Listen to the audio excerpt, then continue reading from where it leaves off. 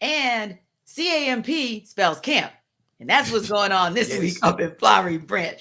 If you can't tell, ATL Day Ones is really excited about that because that's when we start seeing the guys in pads and we really get an opportunity to see exactly what the Falcons are working with, especially as we build up to preseason and, of course, the regular season, right? So, yeah, a lot of excitement about those guys. We know that the rookies reported last week, so this will be the official when the veterans arrive tomorrow. And, of course, Jarvis and I will be making trips up to Flowery, and we'll give you guys some insight on what it is that we're seeing. And, hey, if you guys happen to see us, if you go to Flowery Branch, make sure you say hello and let us know that you guys are definitely rocking with ATL Day Ones because we want to hear from you too. Now, of course, all eyes across this entire league, especially Jarvis, was something that we teed up on Friday with so much attention now being paid to the position of running back. And we know that even some of the veterans, Derrick Henry, Najee Harris, they all got together this past weekend on a Zoom call to talk about their concerns about that position. So a lot of eyes are on the likes of Bijan Robinson, Jahmyr Gibbs, some of these new guys, and what it means to be a player at that position. So we already know you guys' eyes are going to be on Bijan as well. We're interested to know from you guys and as well as from each other to talk about another rookie because this is we feel like it's a really solid rookie class. But we also feel like this is a rookie class, no pun intended on day ones, but they're going to have to be day ones because the Falcons have these guys. The Falcons have a need for these guys, for Zach Harrison, for Matt Bergeron and company to be able to produce immediately. So with that in mind, Jarvis, outside of the golden guy, Bijan, who will you have your eye on to see if you can? Yeah, we're gonna get him a nickname. Like we're gonna, you know what we do on the show. So we're gonna come up with a nickname for him, guys. And once we come up with it, you all better give us credit for it. But yeah, who is it that you're looking to see make an impact? What are your eyes going to be trained on throughout training camp? You know what? The first guy that comes to mind for me, it has to be Matthew Bergeron because, like, we talked about the importance of this left guard battle. We talked about that on Friday. You guys check that episode out if you missed it. Make sure you get caught up on ATL Day Ones because you might just miss something. But when you think about Bergeron, though, I really feel like he has the tools to be successful. I think it's just a matter of him getting acclimated to this system and to what Arthur Smith wants or expects from him as a rookie because – one thing that I've learned about Arthur Smith and covering this team or covering this regime, he ain't gonna give nobody anything.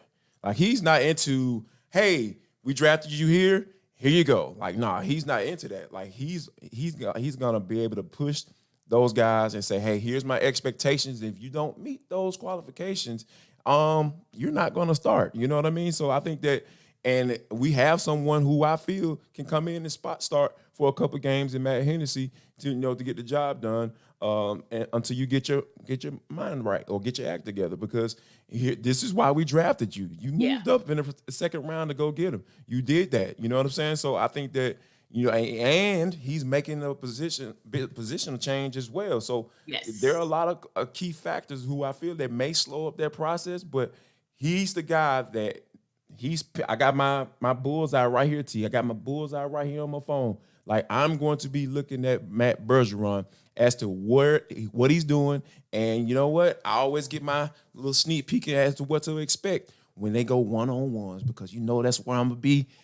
Everybody be like, oh, where's Jarvis go? Because, I'll just appear in a second. They'll be like, oh, he's over there looking at the offensive and defensive lineman go at it. Yes, that's where I will be. So, yes, Matthew Bergeron, yes, man. I got my eyes on you, and that's going to be a guy that if he comes in and plays well, people are going to be looking back at that draft pick and saying, you know what? Woo, he might have a bigger impact than Mr. Walk on Water himself. Yeah, and the thing about it is Mr. Walk on Water is going to have his greatest impact, arguably, if Bergeron and company do their job. Because, if he's having the kind of year that we anticipate that he will have and the kind we believe Desmond Ridder can have, it'll be because Matthew Bergeron and company had the year that we expect them to have. Now, I agree with you. He's actually the guy I want to look at as well. But in the interest of being fair and kind of giving you guys another option to look at come this week for training camp, especially the days when the ATL Day One family can actually go out there and take a look at these players. I'm thinking about Zach Harrison as well, because here's the thing. If you look at the depth chart, obviously Bud Dupree was brought in because other than him not signing with the Steelers. Yes, still triggered. This is the team that, wanted him just as badly as the best franchise in the history of franchises. So he comes down with, Come on, Marty. the Falcons. Don't ask. I can't let you say that. People gonna be looking at me like, why you ever let her talk about the Steelers like that on our show? Yes, because like a red template right there, T. That's what we represent right here, Atlanta all day. But anyway, yes, continue. Sorry, I'm objective, so objective people tell the truth and shame the devil. But what objective people also will tell you is this franchise is up and coming. So do not sleep on the Falcons. And the reason you don't sleep on them is because they went after depth. They got the depth that you wanted to see, that everybody was saying pass rush matters, get the quarterback on the ground. And they went out and got, in all seriousness, a guy that, was actually coveted by the Steelers to return. And he chose to come to the Falcons. And to make that kind of choice, the reason I say that is because that tells us that he saw something that he thought could be built here, in addition to showing, hey, he's still that guy. But there's a guy lurking behind him on that depth chart, actually a couple guys. Arnold Ebiketie is somebody that you and I have been watching for a minute.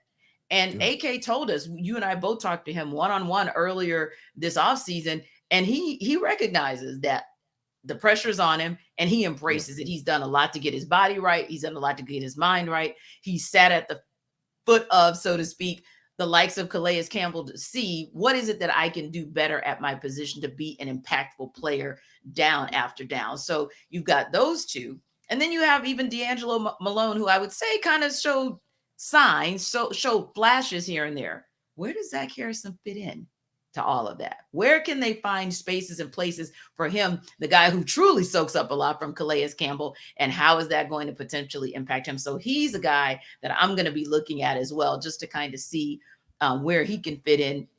And then, of course, the honorable mention will probably be Clark Phillips, just because as you and I shift into talking about position groups, that's the position group that I'm going to look at. But before we talk about the position groups that we'll have our eyes on, what about a veteran, Jarvis? What veteran, especially when you think about the offseason moves, whether it's offseason moves or not, or someone who is already in-house, what veteran are you going to be taking a look at, or kind of just putting the microscope on this coming training camp? It has to be Arnold Ebiketie. Right. Let's just stay with AK. Yeah, I'm going to stay with AK because here's the thing. He was one of those guys that they traded up for as well. Indeed. I want to see why. I want to see why they put so much value in this guy. And they say, hey, he might not be here while we're picking right now. So we're going to go trade up for this guy and go get him. And, he was one of those guys who was down at Senior Bowl. So I got a chance to see him firsthand. So that's what I'm waiting on. I'm waiting to see why the Falcons drafted Arnold Ebiketie, because we've seen a couple of the things last year. He was a guy that got close. He got a couple of hurries. Yeah. And, you want to see that turn into, you want to convert some of those hurries into sacks. Know what I mean? So you want him to get home. I don't care about I care about getting close because, hey, it's a process, right, that you have to go through to get there. If you're hurrying to the quarterback, that means you're actually doing something right up front. You know what I mean? So it's just a matter of what can I do to get a half step quicker? How can I react to whatever the offensive lineman is doing with his hands quicker, so I can be able to disengage and then get on my tail and go get to the quarterback. So all of those things are things that, hey, he can learn by saying, Calais Campbell, hey, how can I do this? Or he can go train with Chuck Smith or do it. All of those extra things that you're not going to be able to necessarily get from your coaches. You got to go outside of this thing because, hey, when you think about it, T, this is their guy's livelihood. This is their lifestyle. Yeah. You have to take this thing seriously. So there are so many things or so many ways you can get better. So if you are sitting at the feet of Arthur Smith or Ryan Nielsen and say, hey, coach, how can I get better? Man, you got a lot more options than that. True enough. You figure out what they expect from you, but you got to go outside of the box, outside of, the normal things that, players normally tap into in order to be able to be that guy to say, you know what, I want to be able to get home now. I want to convert some of these hurries into sacks. I want to be able to learn how to, be used in a way to say, hey, I want to be one of the better pass rushers in the NFL. Yes. Those are some of the things you have to start speaking into your mind. So, hey, you can accomplish those things. It just doesn't happen by osmosis. Right. Because the more you speak it, the more you're going to do the necessary things to get there. So, Arnold Ebiketie is the guy that for me, I'm gonna have my eye all the way on, and Yeah. you know where I'm gonna be looking for him, and Hmm. yeah, one-on-ones. Yes, I'll be there. Yeah, no, definitely. And I think that's a great call too, because when we say veteran, oftentimes you think 7, 10 years in the league, but in our definition for the purposes of today and what we're going to be looking at is at training camp is you're not a rookie. That's the definition. No, And the reason I say that is those because days are over I with. love Yeah. that. Right. Once you get past the rookie year, we're going to start talking about you with veteran expectations because now the game should have slowed down. You should have had a full off season because you're not coming out of college. You don't have anything to do but focus, and more focus on football. So that's where we see you. So I'm going to call out an early veteran as well, whom I'll have my eye on because, yes, we know that Caleb McGarry is stellar when it comes to run protection.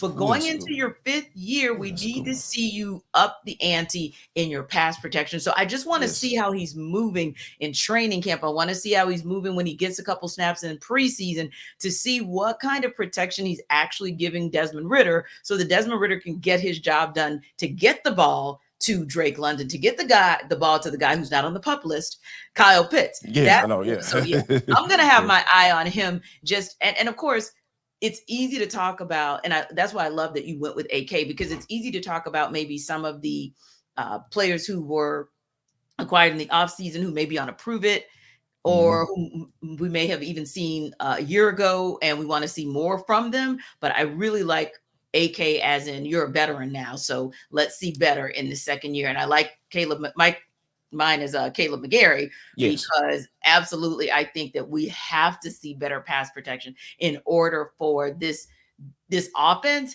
to not just be the one-dimensional offense that people are expecting it to be. But stick around, guys, because throughout this week we're going to talk about more. We'll get to more position groups that we're interested in seeing, and any other information or any other updates we can give you guys. Reaction coming out of Flowery Branch will definitely do that for you as well. But again, let us know. I mean, who are you guys going to be looking at? Some of you guys who are going to be going out there to Flowery Branch, or some of you guys who are even just paying attention to what you're seeing day to day in that rookie class outside of Bijan. What about the veterans? Is it a prove it guy, a 1-year contract prove it guy, or is it somebody that the Falcons already had and you're like, hey, you were right there at the cusp of it. We need you to go ahead and make the move. Tell us, everydayers. Let us know by checking us out, of course, on YouTube and dropping a little comment in the chat. And who knows, Jarvis and I may actually talk about it on the show.